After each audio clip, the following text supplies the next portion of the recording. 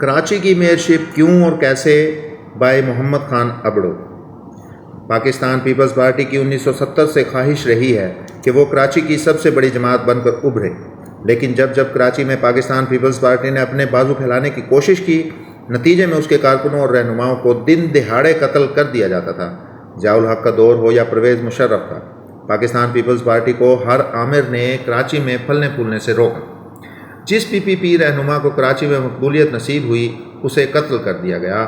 نجیب احمد، عثمان غنی، منور سہروردی، عبداللہ مراد جیسے مقبول رہنما کراچی میں شہید ہوتے رہے۔ کراچی کی یہ بھی بدقسمتی رہی کہ کراچی والوں کو 1970 کے بعد کوئی آزادانہ ووٹ ڈالنے کا موقع ہی نہیں دیا گیا۔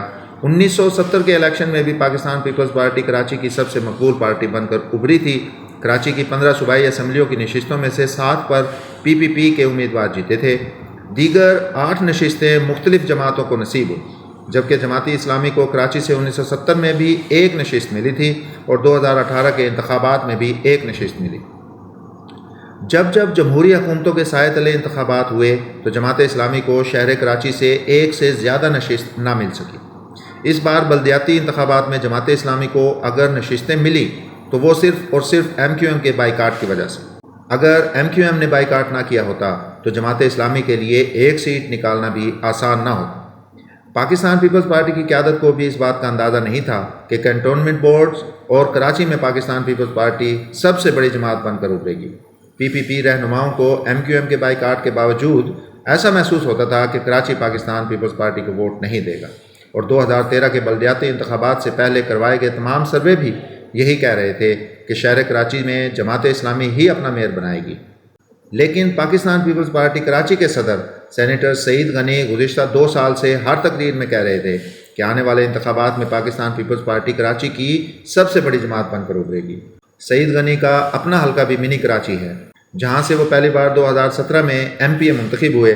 اس سے پہلے اس حلقے سے پی امیدوار کو 2000 کے قریب ووٹ ملے تھے، لیکن سعید غنی کو 26,000 ووٹ ملے۔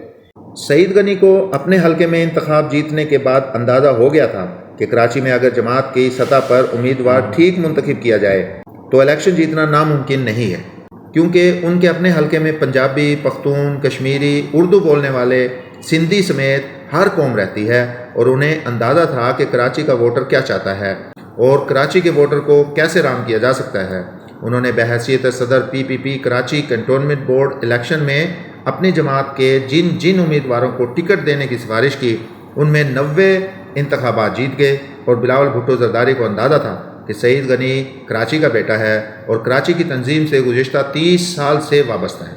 بلاول بھٹو زرداری نے سعید غنی پر اعتماد جاری رکھا اور سعید غنی کے سفارش کردہ بلدیاتی امیدواروں کو ٹکٹ جاری کیے، اور 2023 کے بلدیاتی انتخابات میں ایک بار پھر سعید غنی اپنے دفتر میں بیٹھ کر مہم جوئی کرتے رہے۔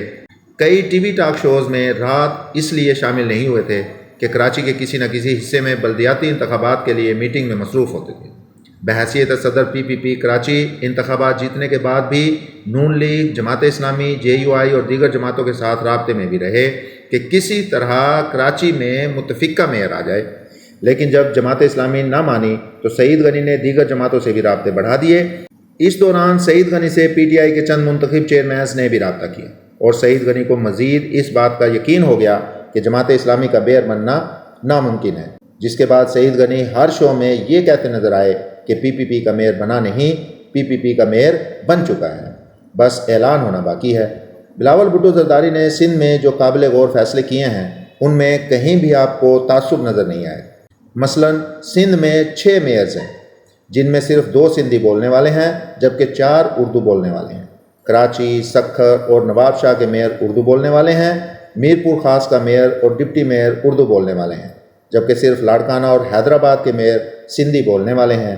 اس سے مخالفین کے پی کی بابت تعصب پرستی کے الزامات اپنی موت آپ مر گئے ہیں۔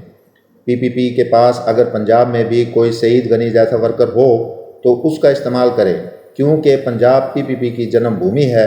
میئر کراچی پی کا بن سکتا ہے تو وزیر اعلیٰ پنجاب بھی جلد پی کا ہی ہوگا۔